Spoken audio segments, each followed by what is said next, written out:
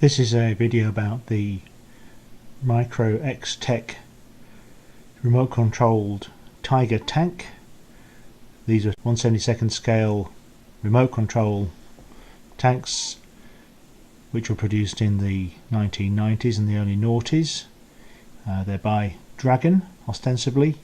It's provided as a built-up, fully finished, fully painted model, and actually it looks pretty good considering it's provided in that finished condition. Nice paint job, some attempt at weathering and detailing. I'm not sure I could do much better myself, to be honest. These tanks are simple 2-channel on-off forward and reverse track drives. There's no turret actuation, and there is no proportional control in the tracks. It's just full speed forward, full speed reverse. Obviously you can steer, you can have quite a lot of fun with these tanks. I bought this tank very cheaply, second hand, at a military modelling exhibition, and it's what I've received is what's shown here. I've also bought a number of these tanks online. They're provided with a full box. What you get is the tank itself, which is sitting on a charging base. This charging base is fitted with a connector. You can see there's a connector which plugs into the tank. The tracks are supplied loose, separately.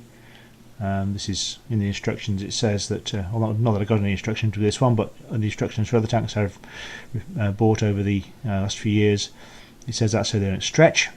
And you've got a controller, which is fairly simple controller, 2 levers, on-off switch. There's 3 different frequencies available with these tanks. This one is a 40 megahertz. If you look on the base, you can see there's a 40 written there. There's also a 40 written on the base of the tank. They're also available in 27 megahertz and 49 megahertz. The problem with these tanks is that they're powered with nickel metal hydride battery, which doesn't age well, and I've never come across one of these tanks which really worked out of the box, bearing in mind that they're kind of 15 to 20 years old. I don't suppose that the rated battery life of even a good nickel metal hydride exceeds 10 years, and the best I've found of these tanks, which is this one, actually is pretty good. It will just about turn the wheels when you've charged it, but it won't actually drive the tracks. So with the tracks off, it'll drive the wheels, but not with the tracks on. So there is a relatively simple fix for this, and that's what I intend to show you in this video. So this tank is quite simple in its construction. I'm going to start dismantling it and show you how to do that as part of this video. So the turret, like a lot of such tanks, the turret just twists and comes out through some slots. Find the right point, there it is, and there's a turret off. It doesn't really help with the deconstruction of the tank, to be fair, but the only thing you really need to know about this tank is where the fixing screw is. And the fixing screw on this tank is under this little dummy hatch here. Now that's really just like a typical screw plug you'd see on a lot of furniture. It pops out, careful not to lose it, and the screw underneath, the Phillips screw, small screwdriver, and the back of the tank is just clipped in. A couple of clips, can be quite tricky to get them out, bit of wiggling usually gets you there. There we are. Now we have the 2 halves of the tank. The top half is totally simple piece of plastic. The bottom half contains all the electronics. Now some of these models have this extra circuit board on. I have no idea what its function is, but it does seem to be almost arbitrary. I've not found any clear relationship between frequency and the presence of that board or anything like that, but it doesn't seem to be particularly significant. Under the board you can see the battery, the green bit there. Under this cover here, the motors, gearbox, driver arrangement. So I think it's pretty full of electronics. It's notable that the electronics for these models is a lot bigger than the electronics, for example, in the DSX or the Walderson's tanks. So it just reflects its period. If you're interested in this sort of thing, as an electronics engineer, I can sort of point out the fact that these here are individual transistors, and they're obviously part of the H-bridge circuit, which drives the motors, and it takes 4 transistors to make a H-bridge. There you are, you've got 8 transistors in a row there. These 2 pairs here will be the drivers for those, and that's why it takes so much space up. In a Walderson's or a VSX tank, all of that goes into one small outline chip, which would take up about the space of 1 to 2 of those transistors. So the next stage for this conversion is to remove the circuit board and get access to the battery. So 2 screws. This one obviously also secures the aerial.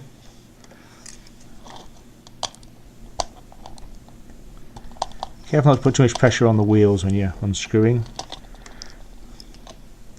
And now we have the battery revealed, and this is the part. It's basically wired straight into the circuit board. 2 connections here. All we need to do is remove that and replace it with a functioning battery. Now I've replaced batteries in several of these tanks with a small lithium polymer battery, such as this one here. This is a type of battery that's sold for replacement use in quadcopters. As you can see, it's a similar sort of size. It's actually somewhat smaller than the nickel metal hydride battery.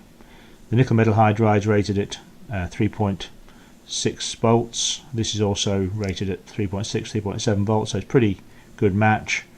If you look at this battery, the original specification says 3.6 volts, 180 milliamp hours. So all that remains is to show you how to fit this LiPo battery in place of the original nickel metal hydride battery. So what you're going to need is a soldering iron and some solder. What you have to do is unsolder the wires from the existing battery. 1, 2, and then tin the wire ends of the replacement battery.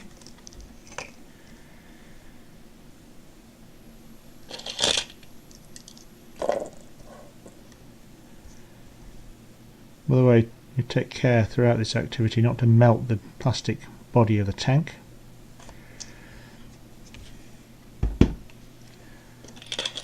Then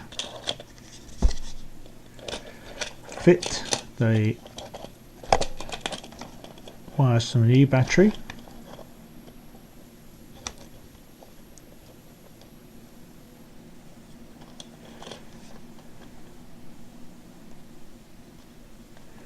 Make sure they're nice and firmly soldered in there.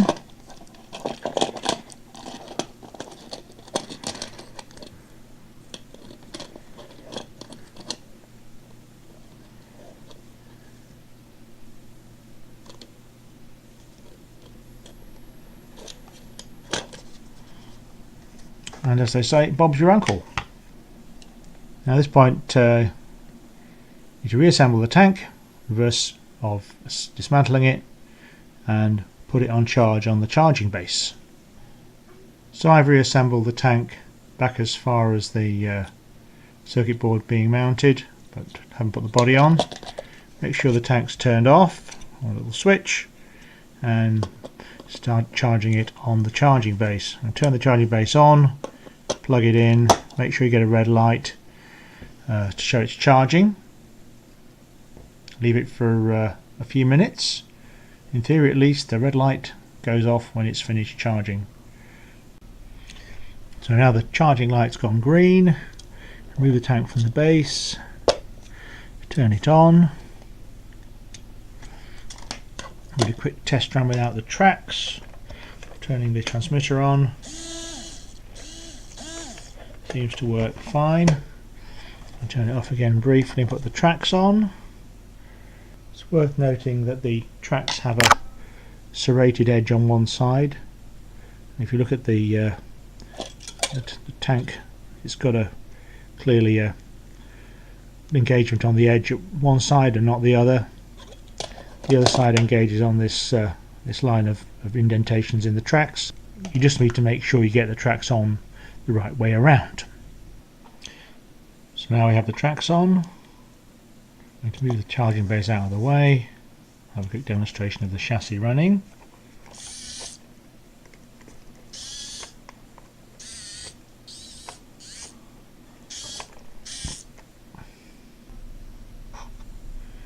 Now I've reassembled the body and ensuring it's still running.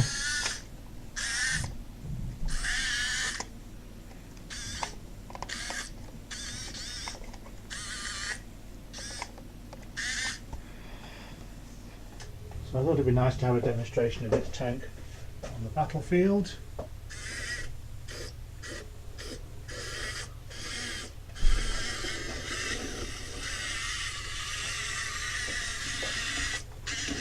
Clearly not as controllable as a proportional tank.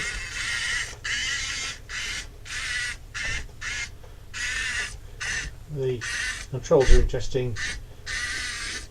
Most of the tanks I have are joystick controls. The VSX ones are the only ones with independent track control, but that is the kind of control that a lot of early tanks had. So things like the T-34-85. Although the Tiger, I believe, had a steering wheel. It was much more like a non-tracked vehicle in its control.